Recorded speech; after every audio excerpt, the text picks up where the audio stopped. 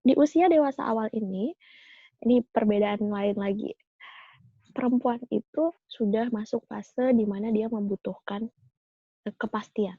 Nih, perempuan di dewasa awal akan selalu apa ya, masuk akan selalu ada gitu dalam ranah kata ini tadi, kepastian ini tadi. Terus sedangkan laki-laki itu ada pada kata kesiapan. Ini akan identik lagi dengan kesiapan. Dalam memilih pasangan nanti, ini perempuan di usia dewasa awal ini sudah mulai mempertanyakan, kapan, mau dibawa gimana, kapan ke rumah, kapan. Dia akan tanya kapan. Nah, ini bukan urusan main-main lagi ketika dia bangun hubungan, dia harus jelas tahun berapa, kapan ke rumahnya, bulan apa, kapan ketemu orang tua itu udah harus jelas. Kalau nggak bisa, bye. Sedangkan laki-laki bukan tidak tahu gitu bahwa perempuan sudah ingin dipastikan nih gitu, kemana arahnya sudah dipastikan. Sebenarnya Tapi mereka tahu ya, laki-laki Kak, ya? tahu, sangat tahu sebenarnya. Cuma mereka dihadapkan dengan makanya saya bilang tadi ada beberapa masalah gitu ya, ada beberapa konflik ketika kita masuk di dewasa awal antara hubungan dengan pasangan, terus ada karir, terus ada studi, ya macam-macam ya. Itu kita dihadapkan dengan pilihan itu yang kadang memaksa kita untuk memilih itu secara berbarengan. Makanya kita harus atur tuh, apa dulu apa dulu apa dulu. Kalau memang harus selesaikan studi dulu, ya udah selesaikan dengan segera karena akan ada ditunggu urusan selanjutnya. Kan kita dianjurkan tuh, menyelesaikan satu urusan, maka lakukan urusan yang lain. Nanti kita baru bisa fokus untuk melakukan yang lain.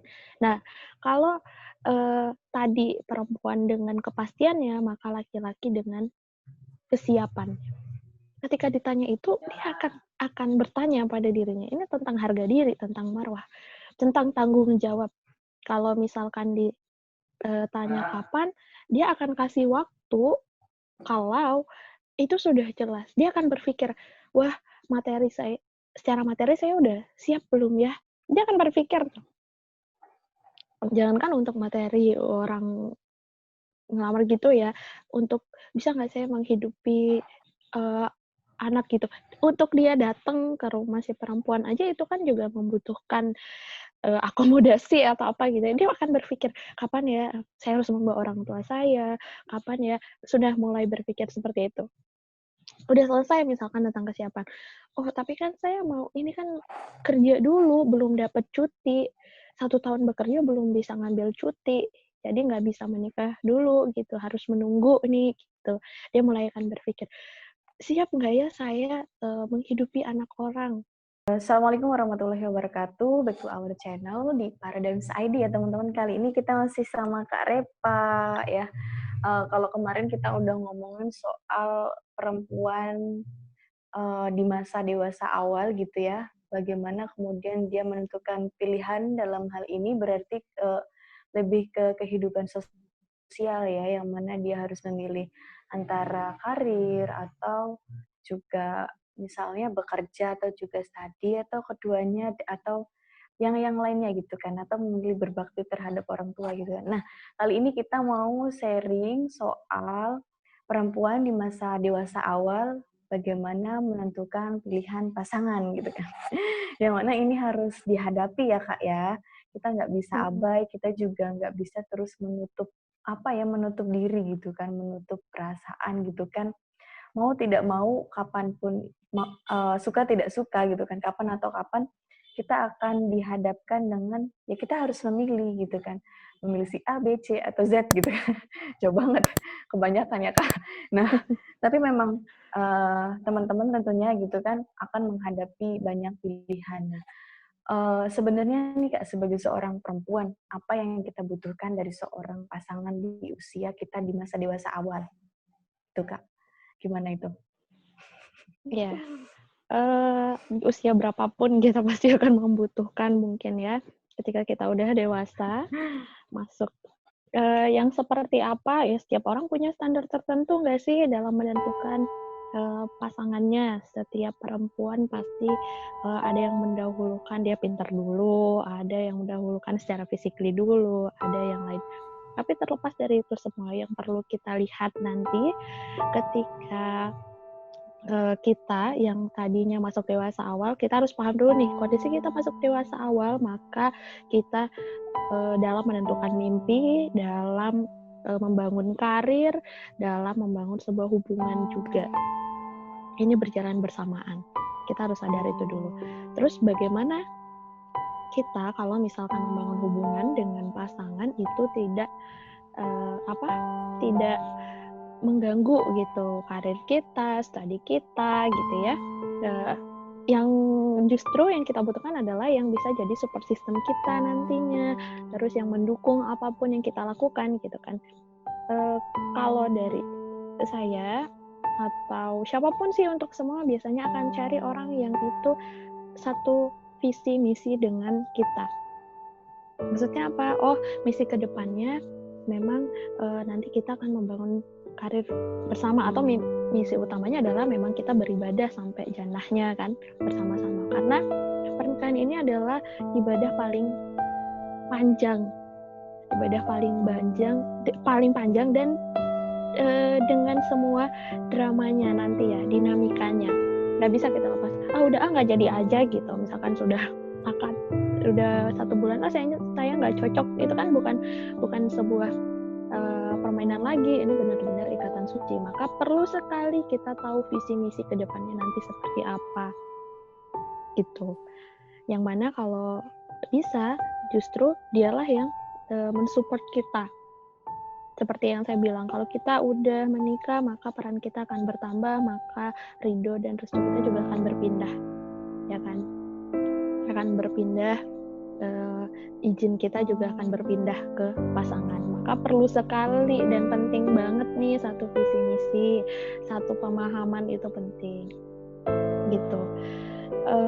Terus kesiapannya yang dibutuhkan bukan hanya kesiapan secara materi, tapi juga kesiapan secara mental, psikisnya. Banyak sekali orang yang akhirnya menikah tapi mentalnya nggak siap, dan ujung-ujungnya nanti usia pernikahannya hanya sebentar gitu ya.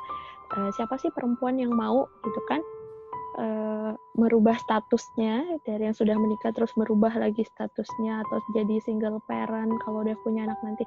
Pasti kan itu hal yang kita hindari kan, walaupun nanti akan banyak juga perempuan-perempuan yang menemukan itu. Nah, maka dari itu perlu sekali kita kesiapan mentalnya tadi. Dengan cara apa? Ya, bisa ke kajian, bisa belajar tentang ilmu, tentang psikologi suami istri gitu ya, dengan pasangan, belajar bareng harus.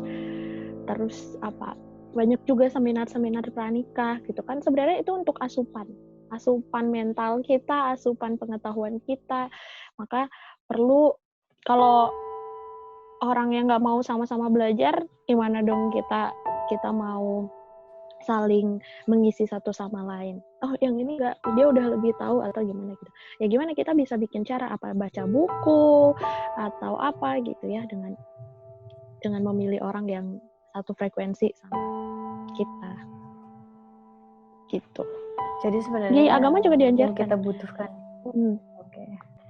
Jadi Gimana? Sebenarnya kita butuhkan itu yang sefaham dengan kita ya Kak, ya, yang sevisi misi ya. Biasanya kayak gitu ya.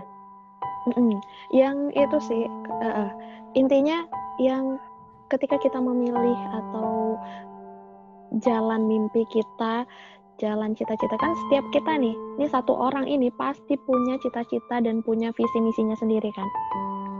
Entah di dalamnya karir, entah di dalamnya bisnis, entah di dalam spiritualnya, religiusitasnya, apapun itu.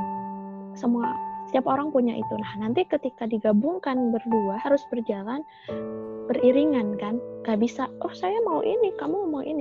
Tetap akhirnya ada 2 orang, 2 kepala, 2 karakter yang harus disatukan. Kalau kita nggak sepemahaman, tidak satu tujuan, nanti akan susah jalannya. Udah beda arah ya kan. Makanya perlu sekali nanti kita bicarakan sih. Paling tidak orang ini orang yang bisa kita ajak diskusi. Minimal itu ya, diajak berdiskusi ya Kak ya. Untuk mencari jalan keluar. Ya, jadi kalau bisa ya yang sepaham ya Kak ya, minimal yang bisa diajak bicara lah ya. Tapi kan ada beberapa memang kadang dipilihkan atau bahkan kadang tadi sih kalau Kak Repa bilang namanya membangun hubungan tentu akan ada banyak drama ya, baik sebelum maupun sesudah ya, termasuk pun sebelum menikah ataupun sesudah gitu kan, itu tentu akan banyak hubungan.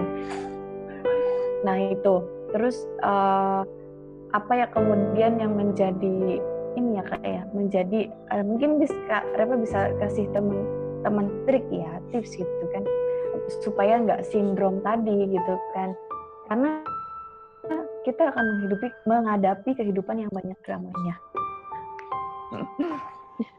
Kalau trik, wah, soalnya kan belum punya pasangan, jadi nggak bisa memberikan trik. Karena lagi fase menentukan juga kan, belum punya pasangan juga. Jadi gini, ini saya mau ajak teman-teman untuk melihat jadi kalau misalkan trik sebenarnya sama ya, itu sama-sama belajar. Saya juga pada fase belajar karena memang belum punya pasangan juga kan, masih dalam fase memilah dan memilih juga ini. Itu ya Jadi teman-teman belum punya. bukan promosi, tapi maksudnya memang begini adanya kondisinya. Jadi kalau triknya nanti menghadapi dramanya dan macam-macamnya. Walaupun saya banyak belajar dari kasus-kasus teman yang konseling atau memang yang saya temui di psikologi gitu ya, berbagai macam nanti penemuan dalam membangun keluarga ini. Mulai dari menikahnya, mulai dari adaptasinya dengan dua keluarga yang baru, dua budaya yang baru, mulai dari nanti bisa ketika hamil gitu terus melahirkan udah ada baby blues-nya, udah ada orang tuanya ternyata inner child belum selesai dengan persoalan yang dulu sehingga terbawa di pernikahan macam-macam kalau secara psikologisnya. Nah, terus kenapa saya bilang tadi mental itu sangat penting pada akhirnya. Tapi ini saya mau berbagi tips gitu yang lain gitu ya, mungkin bukan triknya nanti dalam menghadapi, tapi trik ketika teman-teman mau memasuki itu konflik antara perempuan dan laki-laki ketika fase ingin menikah nih. Nah, saya mau membahas itu atau membagikan ke teman-teman. Ini sering saya bagikan ke teman-teman dekat saya kalau curhat gitu ya, kalau konsultasi. Pertama, tentang bagaimana perempuan dan laki-laki memandang sebuah pernikahan itu. Kita tahu dua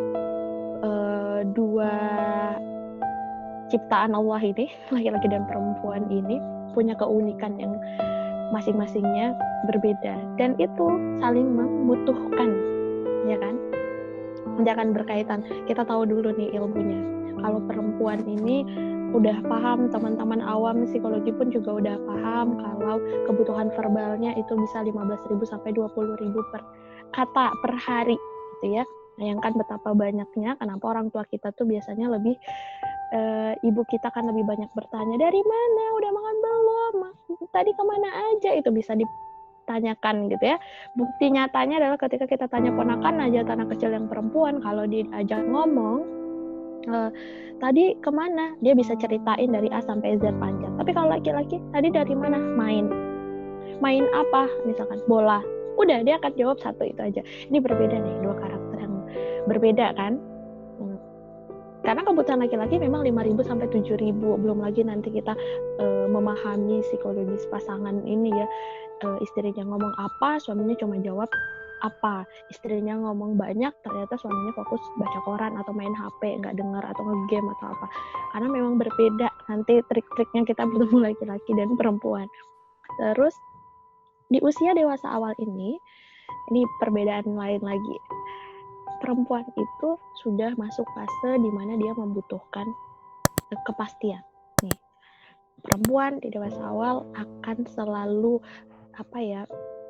masuk, akan selalu ada gitu dalam ranah kata ini tadi, kepastian ini tadi.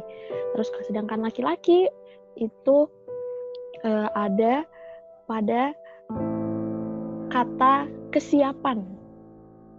Ini akan identik lagi dengan kesiapan. Nah, ini dua hal yang perlu kita perjelas gitu ya, yang seperti apa.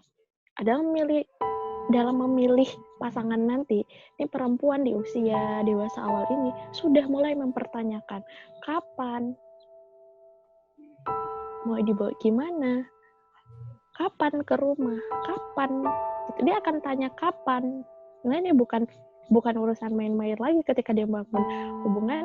Dia harus jelas tahun berapa, kapan ke rumahnya, bulan apa, kapan ketemu orang tua, itu udah harus jelas. Kalau nggak bisa, bye. Ya kan? Dan kita nggak membuang waktu dengan orang yang salah, biar kita banget gitu kan. Nanti fenomena yang terjadi sekarang lagi viral kan di YouTube juga ya Mbak ya. Nah, kita ngejagain jodoh orang bertahun-tahun terus nikahnya sama siapa? Iya kan, jangan sampai gitu kan, jangan sampai eman waktu kita nanti menjaga perasaan untuk siapa tapi ternyata jodohnya buat siapa. Nah, untuk menghindari itu, maka perempuan sebenarnya tanpa disadari gitu ya, tanpa kita saya nggak mikir ke sana, saya belum mau. Tanpa disadari pada umumnya orang-orang yang masuk dewasa awal ini, perempuan sudah menanyakan kapan, kejelasannya mau dibawa kemana ini dan sebagainya.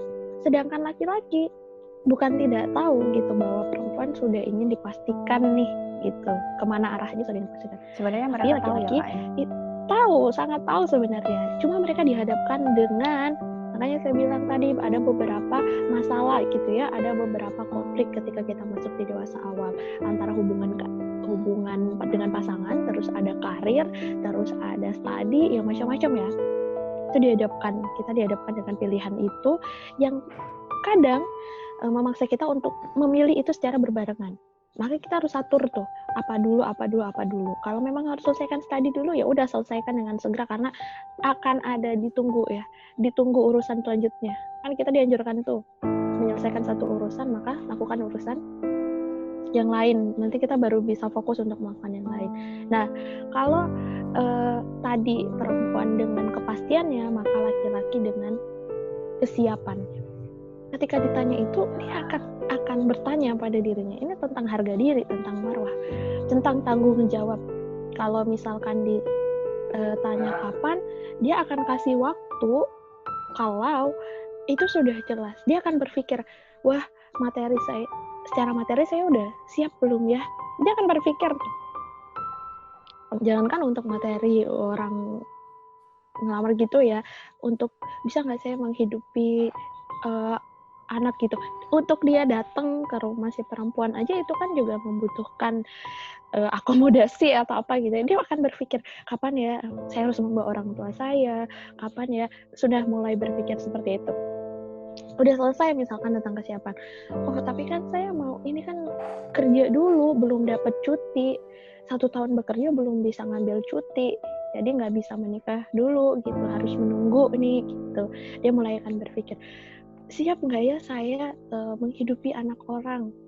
Bisa nggak saya membawa anak orang, dan anak orang ini begitu. Kan kita meminta baik-baik orang tuanya kan, dengan cara yang halal, dengan cara yang sangat baik gitu. Membawa, bisa nggak saya mendidiknya, menghidupinya, mencukupi kebutuhannya, baik secara fisik maupun psikis, maupun secara biologis juga, sudah siap belum ya gitu. Dia akan bertanya tentang kesiapannya macam-macam. Tapi biasanya ini yang paling banyak dia akan laki-laki sendiri akan mempertanyakan kesiapan tentang materinya biasanya. Padahal psikisnya juga sangat perlu kan. Siap nggak nanti membina keluarga? Siap nggak jadi pemimpin di dalam keluarganya? Siap nggak membimbing nih si perempuan yang kebutuhan verbalnya banyak gitu ya dengan kita gitu. Itu sudah mulai difikirkan. Makanya kadang ini yang menjadi permasalahan adalah di usia kita yang seumuran. Nanti perempuannya udah bekerja juga, sedangkan laki-lakinya juga sudah bekerja, terus juga misalkan sama-sama nyambi kuliah. Kalau perempuan kan udah menunggu kepastian tadi, tapi laki-laki akan bertanya lagi, siap nggak ya saya ajak ke kuliah sambil kerja, gimana saya mau masuk anak orang gitu. Dia akan seputar konflik dengan kata kesiapan tadi, siap bla bla bla bla semuanya. sedangkan perempuan sudah pasti. Kadang ini nggak ketemu. Jadi sebenarnya di usia masa dewasa awal, katakanlah usia kita ya Kak ya, masih muda, tidak ada kemudian yang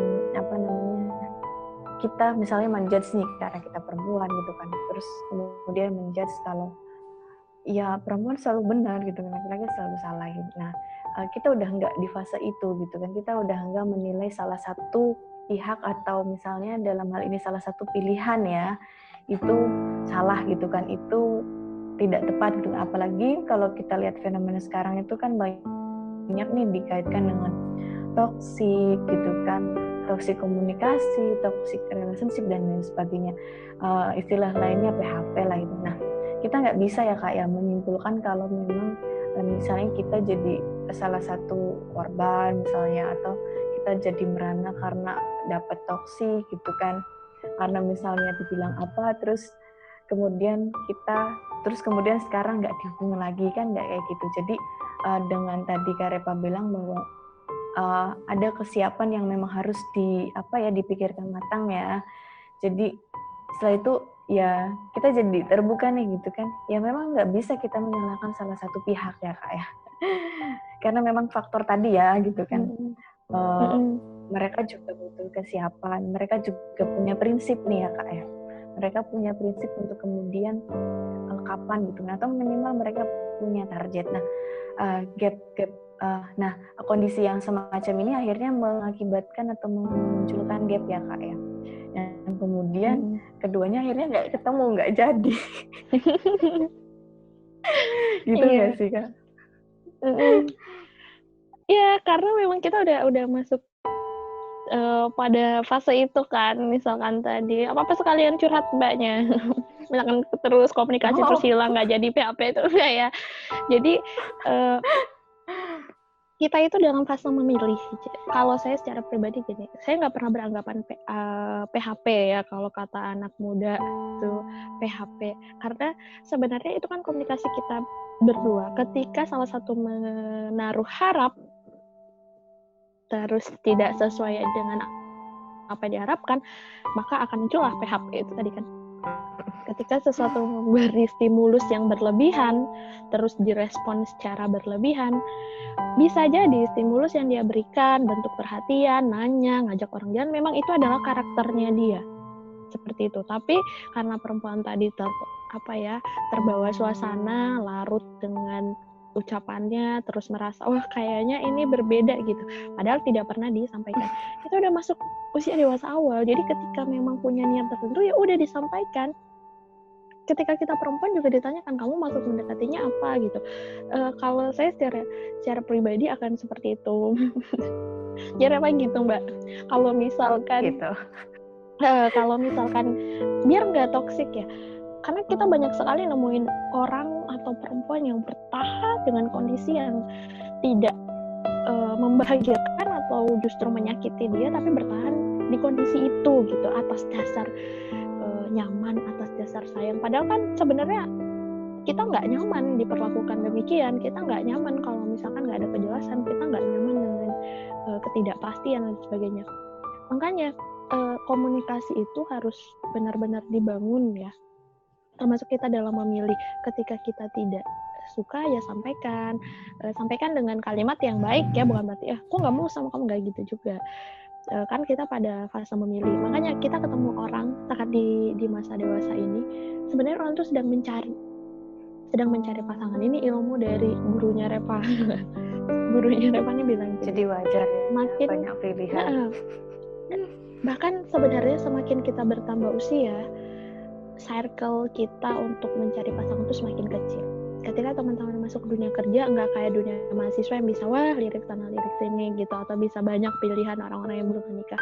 Justru ketika masuk dunia kerja, udah ada yang berkeluarga, udah ada yang punya anak, bahkan udah ada calonnya gitu ya. Jarang kita ketemu. Semakin jauh malah semakin kecil circle kita, semakin bertambah usia kita semakin kecil, maka justru pilihan kadang semakin sedikit.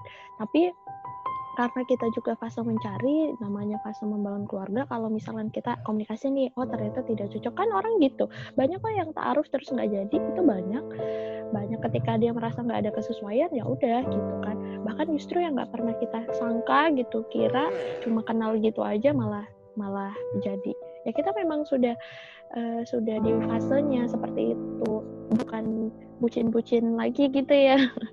Bukan cuma sekedar buat have fun, Benar-benar. ini biar buat nganter, cuma buat teman makan, nggak apa-apa biar ada teman, biar nggak kesepian, buat komunikasi, buat semangatin selesai skripsi, apalah itu ya. Itu kan bukan pada fase itu lagi. Kita sudah mulai, oh ternyata ketika nggak cocok, tinggalkan. Itu namanya tindakan yang asertif. Kalau menurut saya asertif itu, dia tahu kapan harus diteruskan, kapan harus berhenti, gitu. Jadi kalau menurut Kak Repa ini ya, tindakan-tindakan yang berlebihan, misalnya berlebihan kita perasaan itu, atau misalnya dianya juga ternyata self controlnya kurang gitu, itu tuh bisa di tips untuk menghindari misalnya kita yang berlebihan, atau memang menyimpulkan dia yang ternyata memang karakternya gitu, gimana itu? Wah, ini bermanfaat ya Mbak kayaknya.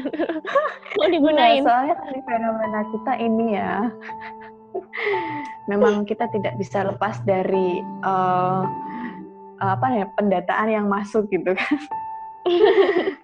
Tidak bisa lepas dari pilihan-pilihan. Nah, gimana biar kita menghindari itu? Gimana biar kita nggak berlebihan, nggak kemudian berimajinasi, berhalusinasi dengan perspektif atau apa gitu, atau memang ya udah sih kita jadi orang sederhana aja, simpel aja, memang tidak perlu merespon pilihan-pilihan itu ketika memang tidak dalam satu misalnya ke rumah gitu kan, kayak gitu. Gimana Kak menghindarinya? Sulit ya gitu. Kalau Repa nih melihat gitu ya, kalau kan setiap orang tuh tipenya berbeda nih. Ada yang memang dia ekspresif dalam menunjukkan perasaan, ada yang adem sampai kita nggak tahu ini suka atau enggak ya gitu, ini mau arahnya kemana ya gitu, tapi mendekati. Terus ada juga yang biasa-biasa aja, memang respon orang biasa. Ya itu balik lagi kita bagaimana merespon orang. Kalau kita nggak bisa mengontrol orangnya, maka yang dikontrol adalah diri kita tentang perasaan tadi. Nggak semua stimulus tadi ya. Jadi kalau dalam psikologi itu stimulus itu bersifat netral. Nah itu, jadi contoh nih yang jadi stimulus apa? Orang yang mendekati kan, itu tuh bersifat netral. Terus kenapa kita bisa kebawa perasaan, kenapa kita bisa berharap, kenapa kita bisa nggak suka, senang, tidak senang, sedih, itu sebenarnya respon dari diri kita. Stimulus tadi kan sifatnya netral. Jadi kalau misalkan akhirnya kecewa, berarti ada pengharapan yang nggak sesuai. Misalnya kan kita seneng, berarti ada hal-hal yang membuat kita tertarik. Sebenarnya di diri kita, dalam mengartikan semuanya itu ada di diri kita. Maka kalau misalkan kenal biasa aja, memang karakternya sudah sering bertemu orang banyak, maka dia biasanya akan tahu, oh ini cuma gini, oh ini. Dan kalau memang butuh jelas, kalau kita rasa oh kayaknya ini respon stimulus yang diberikan lebih dari sekedar ingin berteman gitu, udah lebih kita lihat situasi, nggak juga baru seminggu atau baru berapa lama kita deket terus kita langsung menyimpulkan, kan juga nggak bisa kan, pasti karena ada obrolan yang berulang, percakapan yang berulang, karena ada pertemuan yang berulang, makanya kita bisa tahu kan. Nah kalau memang kita butuh kejelasan, disampaikan, ditanyakan arahnya, karena kita sudah wajar sekali di usia dewasa awal ini kita menanyakan itu, karena biar nggak buang-buang waktu tadi, menanyakan soal kedekatan ini maksudnya apa gitu, nggak apa-apa, nggak ada yang salah kalau menurut saya ya, karena kebanyakan kita tuh suka walaupun itu gini, perempuan ya Kak, nanti ini gengsi, nanti ini apa, nanti ini salah, nanti dikira kita mau, terus nahan, kitanya tersiksa, terus kita toksik. ya yang itu justru buat kita nggak produktif. Sama kalau memang kita belum punya arah untuk serius atau memang belum punya arah untuk membangun hubungan dengan pasangan, sudah kita bisa balik lagi cross check ulang. Sebenarnya fokus saya mau kemana sih? Oh ya, saya fokus di karir. Maka nanti orang yang datang saya anggap adalah sebagai teman. Gampang kan? Kalau saya sudah siap nih, saya juga ingin membuka pintu terkait hubungan. Saya sudah siap. Jadi kalau memang udah ada, saya ingin menanyakan. Nggak apa-apa ditanyakan. Ini arahnya mau kemana? Saya sudah di usia yang cukup wajar untuk membangun hubungan yang lebih serius, ke jenjang yang lebih serius. Saya juga sudah siap nikah gitu. Maka saya nggak mau buang-buang waktu untuk membangun hubungan dengan lawan jenis gitu. Sampaikan, nggak apa-apa. Jadi asertif. Kapan kita harus menyampaikan, kapan kita harus bertanya. Soal penilaian, soal orang bilang gengsi nanti nggak itu kenapa kamu ini dan sebagainya, itu adalah kalau Repa secara pribadi itu adalah opini yang kita bentuk sendiri dan kita yakini pada akhirnya. Kalau nanya nanti kan buat malu diri kita. Itu siapa yang bilang? Kita kan, kita dengan pikiran kita biasanya. Nggak orang, kadang orang juga nggak tahu kan gitu. Jadi mulai asertif, mulai tahu. Karena eman waktu daripada kita eman waktu terus nggak produktif, terus menghabiskan waktu dengan orang yang salah juga. Mendingan langsung diperjelas maunya apa. Balik lagi tanya kita tujuannya udah sampai atau belum ke pernikahan. Gitu. Oke. Jadi sebenarnya yang bikin toksik dan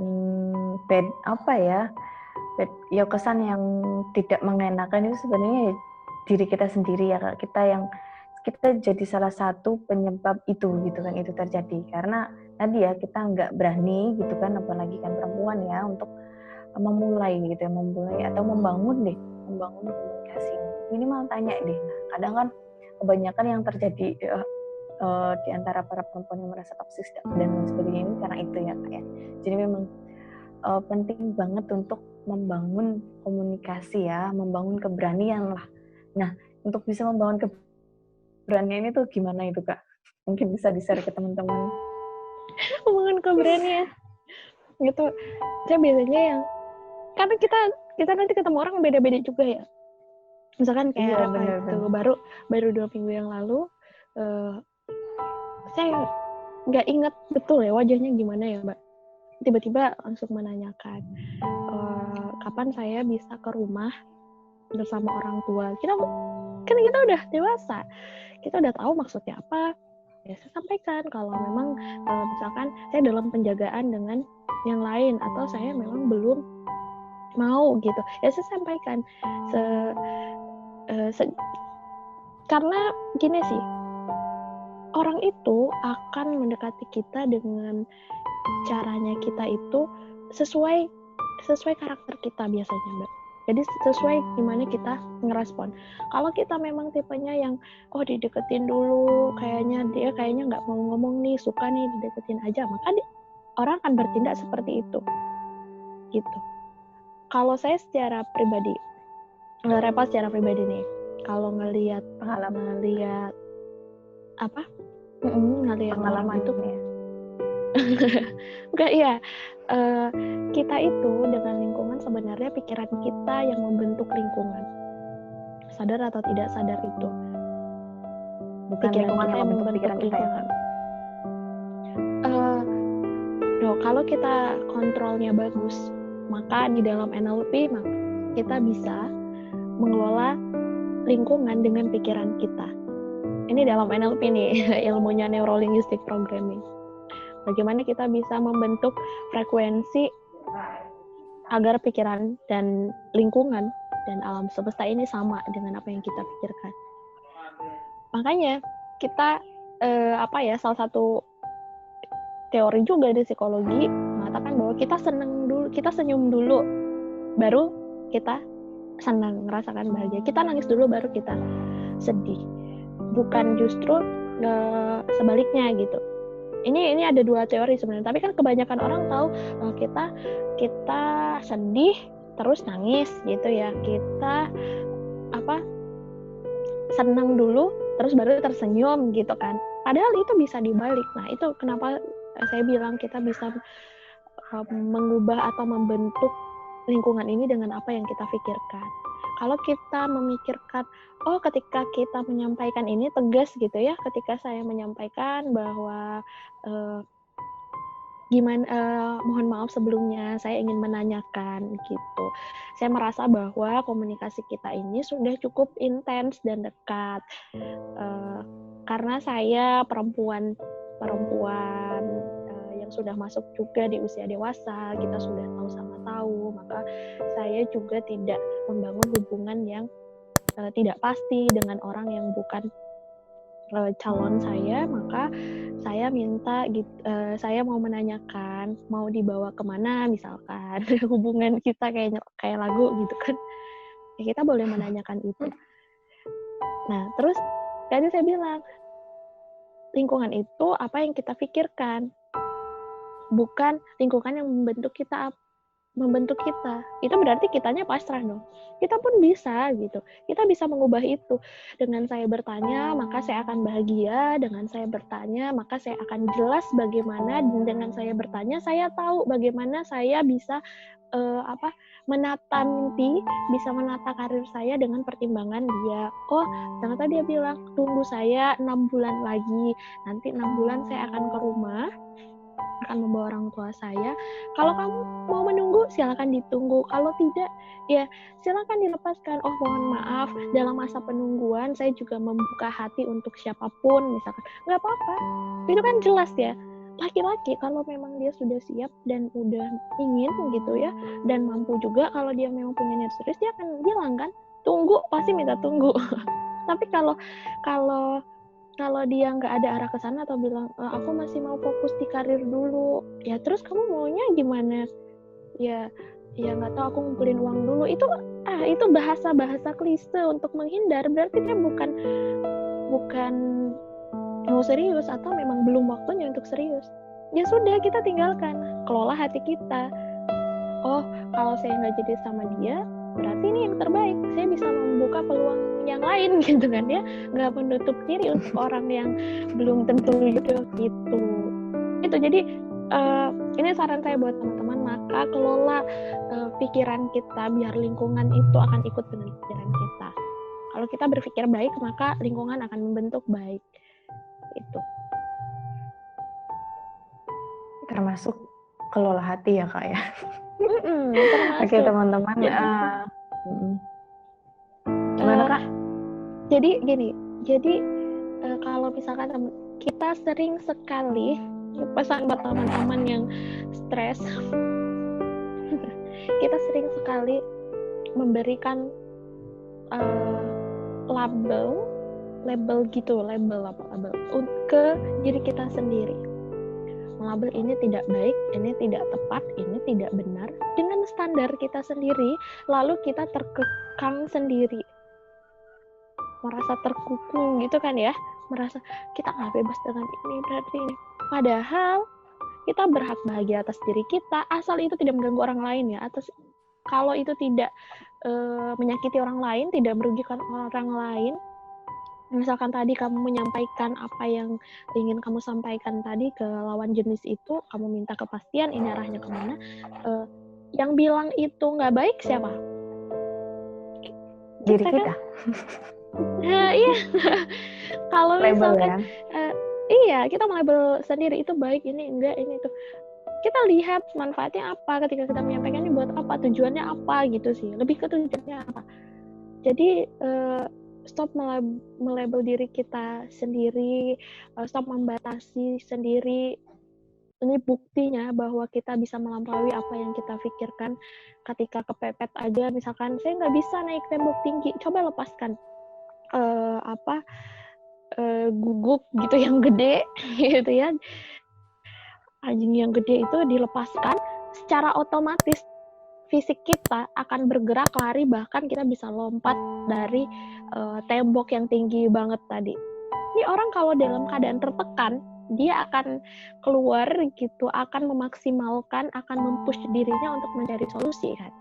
Sama, kita tuh Cuma kita kalau dalam keadaan normal suka tidak mau gitu mempushkan pikiran kita atau melampaui apa yang kita pikirkan tadi. Padahal kita punya kemampuan untuk itu. Itu ya teman-teman, biar kita nggak terlalu stres, biar kita nggak menjudge diri kita sendiri. Kita berhak bahagia, kita berhak meminta sebuah kepastian, kita berhak untuk melepaskan, kita berhak untuk berhenti, kita berhak untuk menunggu, berhak untuk meneruskan, kita berhak juga memilih orang lain. Semuanya kita punya hak untuk itu ya, bahagia atas diri kita. Oke, makasih banyak waktunya Kak Repa ya. Jadi memang kita sesekali harus berani untuk melompat ya Kak ya. Supaya tadi ya tidak terjerumus dalam persepsi, labeling diri kita sendiri gitu ya. Oke teman-teman, kita cukupkan dulu. Assalamualaikum warahmatullahi wabarakatuh. See you.